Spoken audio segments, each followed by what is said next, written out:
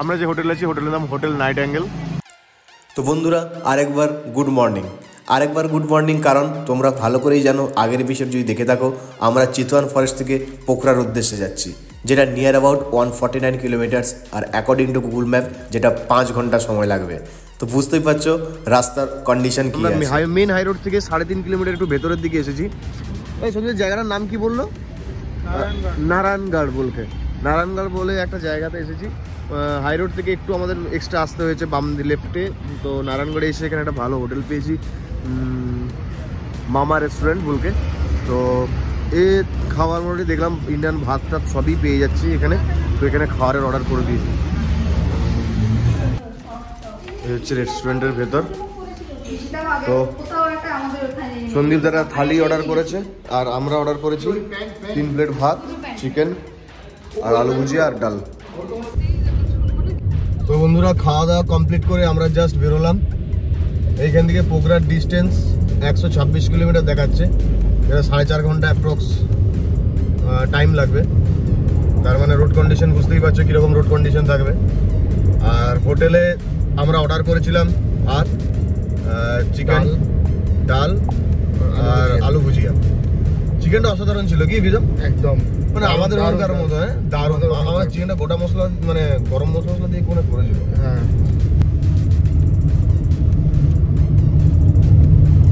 রাস্তার কন্ডিশন অসাধারণ রাস্তা। জানি না তো এত টাইম কেন লাগাচ্ছে বুঝতে পারছি না, তবে কতটা রাস্তা ভালো কতটা খারাপ সেটা তো দেখলেই বুঝতে পারবে। কিন্তু ভাই নাজারা মানে সাইড সিন অসাধারণ, সিন নিয়ে কোনো কথা হবে না, দারুণ। আর পাহাড়ি রাস্তা স্টার্ট হয়ে গেছে অলরেডি। আমরা ওই পাহাড়টা যাবো, পাহাড়টা দেখতেই পাচ্ছি না, পাহাড়টা দেখা যাচ্ছে।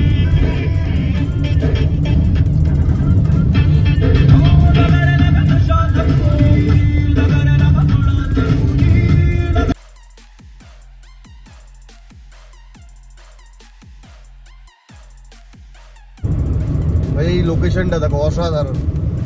সামনের ওই পাহাড়ের রোদ, এই পাহাড়ের রোদ নেই, আর রাস্তাটি মানে উপর থেকে নেমে আবার উপরে উঠে যাচ্ছে। দারুণ এই রাস্তায় গাড়ি গেলে সেই মজা। এই পুরো রাস্তাটা এরকমই থাকে। এই তো অফরোড। ওরে ভাই কি খারাপ রাস্তা। Heavy driving.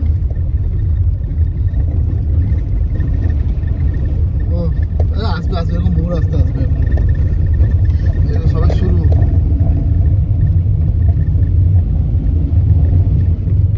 দারুণ। ওই জায়গা আমরা উঠে যাচ্ছি উপর দিয়ে, ওই যে উপরে উঠে যাচ্ছি আমরা।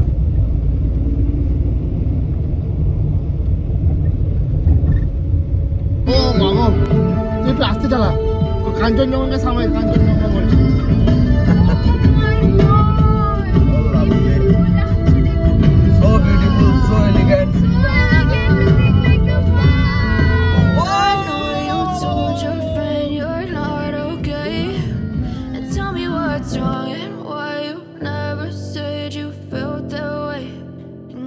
Try to stay strong and fake a smile until I look away, but I know you too long. Oh, stay off-roading. What off-roading video? As you fade away. ওইগুলো তো 3 ঘন্টা দেখাচ্ছে। As you fade away.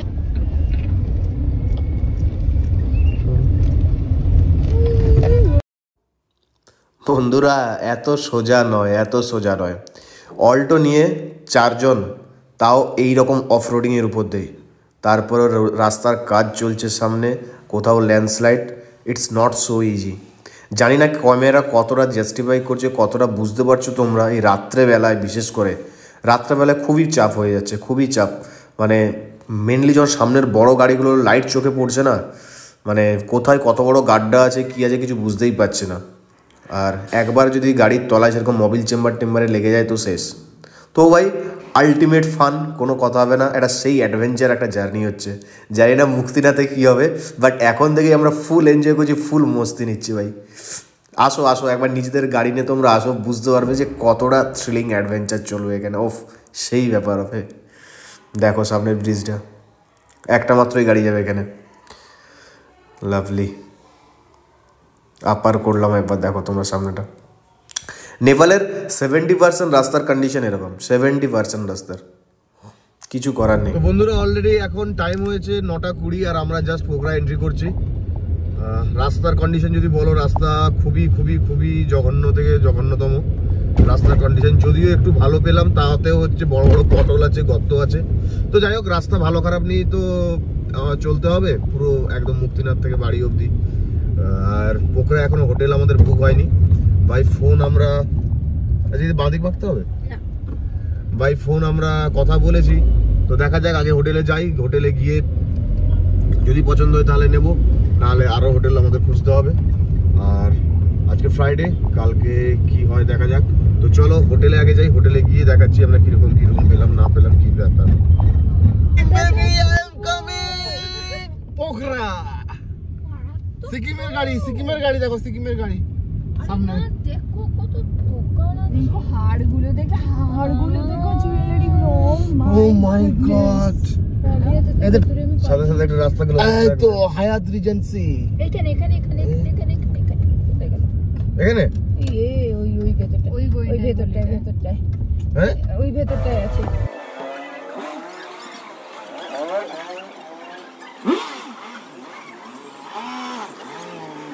তো বন্ধুরা আমরা already Pokhara চলে এসেছি এবং পোখরা এসে আমাদের হোটেল বুক হয়ে গিয়েছে। পোখরা শহরটা অসাধারণ লাগছে, অসাধারণ মানে দারুণ সাজানো, মানে ওয়েল ডেকোরেটেড যেটাকে বলে। আর আমরা একটা হোটেলও পেয়েছি, সেটাও অসাধারণ সুন্দর। হোটেলের আমরা যে হোটেলে আছি, হোটেলের নাম হোটেল নাইট অ্যাঙ্গেল। তাই একবার ভিউটা শুধু দেখো হোটেলের। গেটের ভেতরেই পার্কিং আছে, তো আমাদের দুটো গাড়ি আরামসে ঢুকে গিয়েছে। এখানে সুন্দর ক্যাফেটেরিয়াও আছে, আপনি বসে এখানে আপনার টাইম স্পেন্ড করতে পারেন। ভেতরেও আছে, ওখানেও বসে টাইম স্পেন্ড করতে পারেন। পার্কিংও সুন্দর। এবং আমরা আছি একদম একদম টপে, আর 3rd ফ্লোর মিলে। তবে এটা হচ্ছে রিসেপশন। রিসেপশনটাও অসাধারণ। এখানে পুরো চারিদিকে পুরো ট্রেকিংয়ের যে Annapurna base camp trekking map এখানে করা আছে। ওখানে মার্দি হিমাল ট্রেক, আচ্ছা হ্যাঁ ওটাও করা আছে। এদিকে বাকি যা যা ট্রেকিং হয়, জঙ্গল সাফারি, সমস্ত কিছু এখানে আছে। এটা দেখে খুব ভালো লাগে, কিছু ইনফরমেটিভ কিছু জিনিসপত্র এখানে দেয়া আছে।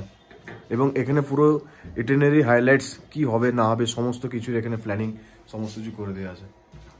তো আমাদের এই রুমটা আমরা পেয়েছি একদম টপ ফ্লোরে, ডাবল বেড।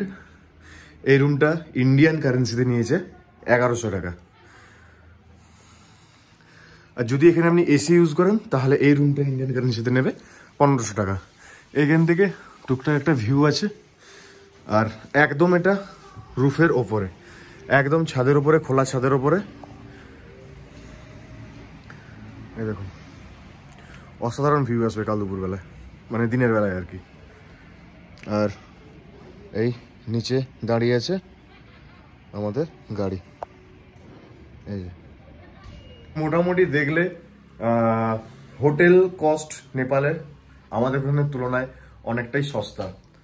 আর খাওয়ার দাওয়ার যে খুব বিশাল হাই রেট সেরকম নয়, ডিপেন্ড করছে এই অনুযায়ী। তবে খাওয়ারের একটু রেট থাকলেও রুম অনেক সস্তা এখানে।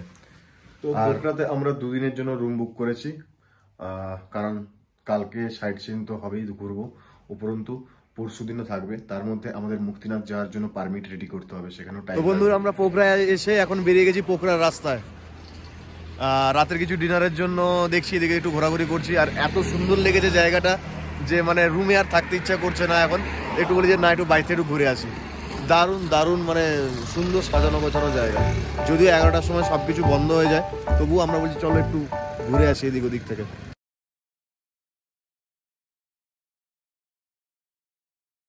তো বন্ধুরা রাস্তার ধারেই এই মারওয়াড়ি রেস্টুরেন্ট, পিওর ভেজ বলকে একটা রেস্টুরেন্ট দেখতে পেয়েছি। তো দেখে তো খুবই ভালো লাগলো। খাওয়া দাওয়ার এখানে অর্ডার করেছি আমরা। নিয়মটা আছে সেটা হলো রাত 11টার পর সব কিছু ক্লোজ হয়ে যায় এবং পুলিশ চলে আসে। তাই এখন আমাদের এখানে বসে খেতে দেবে না। আমাদের যদি খাবার নিতেই হয় তাহলে প্যাকিং করে রুমে নিয়ে যেতে হবে। তাই আমরা অর্ডার দিয়ে দিয়েছি, যেটা আমরা প্যাকিং করে রুমে নিয়ে যাবো। এখানে আর বসে খাওয়া হবে না।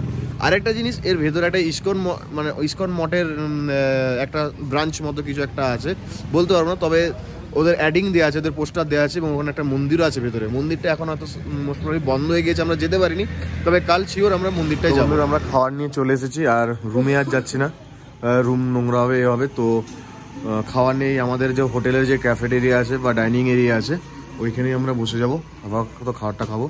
ভাই এনভায়রনমেন্টে বসে খাওয়ার মজাটাই আলাদা। এটা দারুণভাবে সাজানো হয়ে আছে, আর ওখানে আমাদের সকলের প্রিয় সিরিয়াল চলছে বাই দ্য ওয়ে। তো খাওয়ারের মধ্যে আমি আর প্রীতম অ্যাজ ইউজুয়াল ভাত ছাড়া আমাদের চলে না, আর সন্দীপ দা, দিদি আর ভাইপো মিলে তন্দুরি রুটি, আর ইশিতা বাটার নান, আর রিঙ্কু হচ্ছে একটা তন্দুরি রুটি, তার সাথে ডাল ফ্রাই আছে, আর পনির, কড়াই পনির আছে। তো বন্ধুরা ডিনার করে চলে এসেছি রুমে, এখন প্রায় 12টা, সাড়ে 12টা বাজে। আর খাওয়ার কোয়ালিটি বলতে গেলে খুব একটা ভালো লাগেনি। এই প্রথম নেপালে ঢুকে কোনো খাবার খেলাম যেটা ভালো লাগেনি, আর বাকি সব ঠিকঠাক আছে। আজকের ব্লগ এইটুকুই।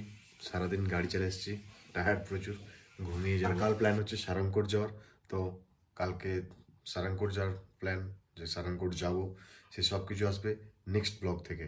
তো আজকের মতো good night, take care, bye by.